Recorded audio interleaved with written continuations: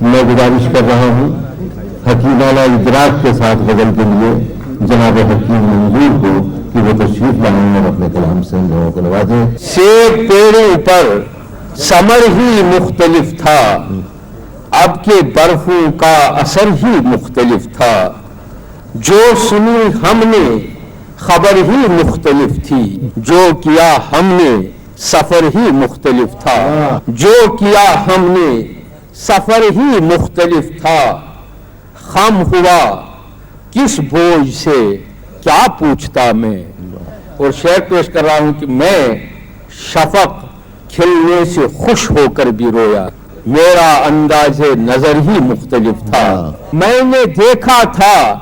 کہیں سورج کو ہنستے، کیا یہ سچ ہے وہ نگر ہی مختلف تھا، جو نظر میں کھل گیا ہے مختلف ہے، جو دلوں میں تھا وہ ڈر ہی مختلف تھا، ہاں بصارت کی سماعت پر یقیناً میرے رنگوں کا اثر ہی مختلف تھا، لوٹ کر منظور جیسے سوچتا تھا، مختلف وہ تھا کہ گھر ہی مختلف تھا۔ اور ایک حکم کی تعمیل میں چار شعر پیش کر رہا ہوں۔ شفق بدن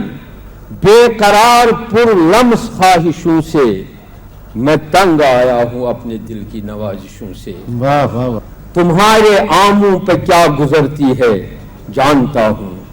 لہو ہے اخود میرے موسم کی سازشوں سے، زمین جب تک نہ اپنا حصہ ادا کرے گی، گلاب کھلتے نہیں ہوا کی سفارشوں سے، لہو بنے گا ندا تو منظور شعر ہوگا، یہ ہاتھ آئے نہ کاوشوں سے نہ خواہشوں سے۔